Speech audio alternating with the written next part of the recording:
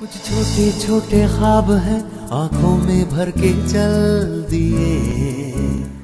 Nominated for the Filmfare Award for Best Female Debut, road drama movie highway में emotionally intense character play करने के लिए critics ने जिनकी जम की तारीफ की और बाद में इसके लिए उन्होंने बेस्ट एक्ट्रेस का फिल्म फेयर क्रिटिक अवार्ड भी जीता। साथ ही साथ उड़ता पंजाब के लिए जिन्हें बेस्ट एक्ट्रेस के फिल्म फेयर अवार्ड से भी नवाजा गया। जी हाँ दोस्तों, आज हम बात कर रहे हैं न्यू जनरेशन की कई सारी कमर्शियली सक्सेसफुल फिल्मों में लीड करके ढेर सारी पॉपुलैरिटी हासिल करने वाली एक्ट्रेस आलिया भट्ट के एक्टिंग स्ट्रेटजी की। आज हम पता करेंगे कि इनके सक्सेसफुल एक्टिंग परफॉर्मेंस और करियर का राज क्या है जिसने लाखों लोगों को उनका डाई हार्ड फैन बना दिया। अनजान होना उतनी शर्म की बात नहीं जितना कि सीखने के लिए तैयार न होना। How you doing guys? My name is Aryan Bhardwaj और आप देख रहे हैं द परफॉर्मर। इस चैनल पर आप परफॉर्मिंग आर्ट्स की ढेर सारी एक्टिविटीज सीख सकते हैं जैसे acting, dance, martial arts. Specially इस वक्त मैं एक्टिंग पर ज्यादा फोकस कर रहा हूँ क्योंकि एक्टिंग के ट्यूटोरियल्स इंटरनेट पर बिल्कुल नहीं है, चाहे वो यूट्यूब हो या वेबसाइट। तो मुझे लगा कि एक्टिंग का ट्यूटोरियल बनाना आपके लिए ज्यादा बेहतर होगा। बाद में हम सिनेमैटिक फाइट और डांस पर भी वर्क करेंगे। कुल मिलाकर आपको यहाँ पर एक्टिंग की कंप्लीट ट्रेनिंग प्रोवाइड की जाएगी। आलिया भट्ट एक बेहतरीन एक्ट्रेस है, लेकिन मुझे लगता है कि उनका रियल स्किल डिसीजन मेकिंग है। हाल ही में एक इंटरव्यू में शाहरुख ने उनकी तारीफ करते हुए कहा कि फोकस्ड एंड प्रोग्रेसिव चॉइसेस के दम पर उन्होंने यह साबित किया है कि वो अपनी एक्टिंग को और भी बेहतर बनाने की पूरी कोशिश कर रही है। एक्सपर्ट्स का कहना है कि अच्छी एक्टिंग के लिए नेचुरल रहना एक बेहतर फैसला माना जाता है। प्रेजेंट टाइम में हमारे पास जो स्किल या पोटेंशियल है उसके बेसिस पर कैरेक्टर या मूवी का चुनाव करते हुए एक्सपीरियंस के साथ मोर चैलेंजिंग कैरेक्टर को प्ले करना एक एक्टर के लिए बेस्ट डिसीजन है। और यह बात सारे एक्टर्स पर इक्वली लागू होता है, चाहे आप फिल्म या टीवी में वर्क कर रहे हो या किसी थिएटर या एक्टिंग स्कूल में हो। फाइनली रिजल्ट ही सबसे ज्यादा मायने रखता है। कैरेक्टर को जस्टिफाई करना ही एक्टर का मेन मोटो होना चाहिए और यह तभी पॉसिबल है जब आप अपने पोटेंशियल के अकॉर्डिंग फैसला लेते हैं। As an actress Alia audience की जरूरत के हिसाब से हंसाने, रुलाने और डांस के लिए भी मजबूर कर सकती हैं, जो कि एज और एक्सपीरियंस के हिसाब से काफी है। जिन फिल्मों में उनके परफॉर्मेंस को मीडिया ने खराब बताया वहां पर भी उनकी एक्टिंग काफी कन्विंसिंग रही। एक एक्टर के लिए डिसीजन मेकिंग सबसे फंडामेंटल टास्क होता है। एक्टर को यह पता होना चाहिए कि कैरेक्टर को इफेक्टिवली प्रेजेंट करने के लिए, स्टोरी को शो करने और ऑडियंस के साथ कम्युनिकेट करने के लिए क्या चूज करना चाहिए, जिसमें डिसीजन मेकिंग का बेहद इंपॉर्टेंट रोल है। आज हम सीखेंगे कि कैसे एक्टर कैरेक्टर के according physical movement, psychological gesture, social reference और स्टोरी में राइटर के विजन को इफेक्टिवली सेलेक्ट करता है।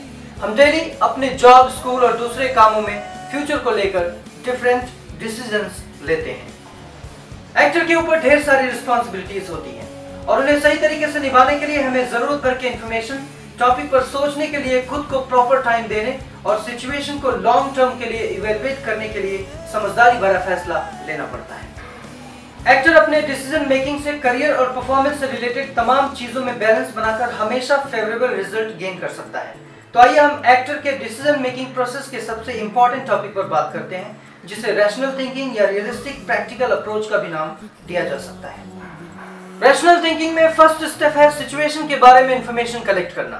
इसलिए उन सारे फैक्टर्स को समझने की कोशिश कीजिए जो सिचुएशन या प्रॉब्लम में इन्वॉल्व है। राइटर या डायरेक्टर से story, dialogue, scenes, acts, character वगैरह के बारे में ढेर सारी इंफॉर्मेशन कलेक्ट कीजिए। डीप रिसर्च करिए और जब तक आप कंप्लीटली सारे इंफॉर्मेशन से सेटिस्फाई नहीं हो जाते कोई भी फाइनल डिसीजन मत लीजिए।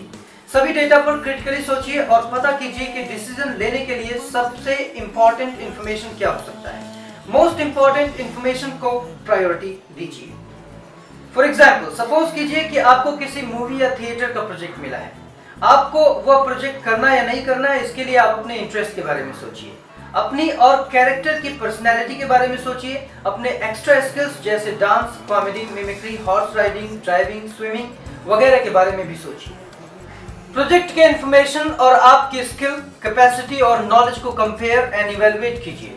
इंफॉर्मेशन को कलेक्ट करने में जरूरत से ज्यादा वक्त भी देना सही नहीं है। बैलेंस मेंटेन करते हुए डिसीजन मेकिंग प्रोसेस में आगे बढ़ते रहिए। इमोशनली चार्ज्ड डिसीजन कभी ना लें, वरना आपका जजमेंट डिस्टर्ब होगा। हमेशा सूझबूझ से काम लें, चाहे वो स्टोरी हो, कैरेक्टर हो या डायरेक्टर। सिचुएशन के फैक्ट्स पर फोकस कीजिए, ना कि ईगो, पर्सनैलिटी डिफरेंस या अपने किसी शॉर्ट टर्म डिजायर पर। स्ट्रेस, टेंशन या अपसेट मूड के साथ कोई भी डिसीजन ना लें या आपके डिसीजन को मिसलीड कर सकता है। जब भी आप ज्यादा इमोशनल प्रेशर में हो, एक स्टेप बैक होकर सोचिए, इंफॉर्मेशन या डेटा को लेकर श्योर रहिए और फाइनल डिसीजन लेने के पहले कुछ एक्स्ट्रा टाइम लेकर सिचुएशन को अच्छे से एनालाइज कीजिए। अक्सर आप डेट्स या टाइम की प्रॉब्लम या एक साथ कई सारे प्रोजेक्ट मिलने की वजह से जल्दबाजी में फैसला ले सकते हैं। कभी कभी वो आपके करियर के लिए बहुत सीरियस फैसले हो सकते हैं, जिसमें ज्यादा से ज्यादा सोच विचार करने और केयरफुल एग्जामिनेशन की जरूरत होगी, क्योंकि बीता हुआ वक्त कभी वापस नहीं आता।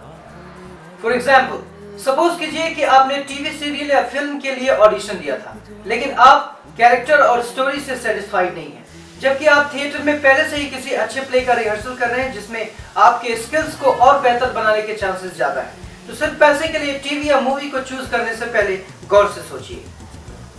बॉलीवुड में अच्छे प्रोजेक्ट करने के लिए जरूरी है कि आपका बेहतर परफॉर्मेंस ऑडियंस और कास्टिंग डायरेक्टर तक पहुंचे। इसलिए सिर्फ क्वालिटी ऑडिशंस को ही अटेंड करें, लेकिन यह तभी मुमकिन है जब आप मुंबई में हो। आउट ऑफ मुंबई के लोगों के लिए अच्छे ऑडिशंस तक पहुंचना थोड़ा मुश्किल है और कंपटीशन भी ज्यादा है। इसलिए प्रोडक्शन हाउसेस के चक्कर काटने से या ओपन ऑडिशन में धक्के खाने से अच्छा है कि आप कोई ऐसा तरीका अपनाएं जिसमें आपका टैलेंट डायरेक्टली कास्टिंग डायरेक्टर तक पहुंच जाए और वो आपको खुद ऑडिशन के लिए बुलाएं। अगर यह आज के 10 साल पहले की बात होती तो आपके पास ऑडिशन देने के अलावा कोई और ऑप्शन नहीं बचता, लेकिन आज के इंटरनेट के जमाने में यूट्यूब से बेहतर कोई ऑप्शन नहीं हो सकता। आप अपनी स्किल को इतना बेहतर बनाइए कि हमेशा आप भीड़ से अलग दिखें। इसके लिए एक्टिंग को बारीकी से समझना बेहद जरूरी है। अगर आपके पास रिसोर्सेज नहीं है तो सिंपल कैमरे से अपने परफॉर्मेंस को शूट करके यूट्यूब पर अपलोड कीजिए। अगर आपकी एक्टिंग में दम है तो लोग आपको खुद ढूंढ लेंगे, वरना कितने सारे डायरेक्टर, प्रोड्यूसर और सक्सेसफुल एक्टर्स के बच्चे गॉडफादर और बड़ा बैनर होने के बावजूद कहां गायब हो गए कोई नहीं जानता। अच्छे चांसेस मिलने से कामयाबी बस शॉर्ट टर्म के लिए ही मिल सकती है, लेकिन कामयाबी को लंबे समय तक बनाए रखने के लिए स्किल और नॉलेज को कोई भी इग्नोर नहीं कर सकता। इसलिए आप अपने टैलेंट को इतना डेवलप करिए कि फिल्म मेकर्स को आप इंप्रेस कर पाए। आपका टैलेंट इन लोगों तक पहुंचाना अब बेहद आसान हो गया है। जस्टिन बीबर को यूट्यूब से ही डिस्कवर किया गया था। देखिए, ये कुदरत सिर्फ उन्हीं की मदद करती है जो कड़ी मेहनत करते हैं, और ये बात बिल्कुल साफ है। आपके कीमती समय के लिए बहुत बहुत धन्यवाद। नेक्स्ट वीडियो में हम डिसीजन मेकिंग के दूसरे पार्ट पर वर्क करेंगे। नए वीडियोस के अपडेट्स के लिए रेड बटन पर क्लिक करके प्लीज सब्सक्राइब दिस चैनल, ताकि न्यू वीडियोस अपलोड करते ही इसका नोटिफिकेशन तुरंत आप तक पहुंच जाए। मेरे सपोर्ट के लिए please like and share this video, और अगर आपका एक्टिंग से रिलेटेड कोई सवाल है तो नीचे कमेंट कीजिए, मैं उसका सोल्यूशन ढूंढने की पूरी कोशिश करूंगा। Have a nice time, take care and acting tips for the superstar. कर गुजरने की चाहत मेरे दिल में उठती है।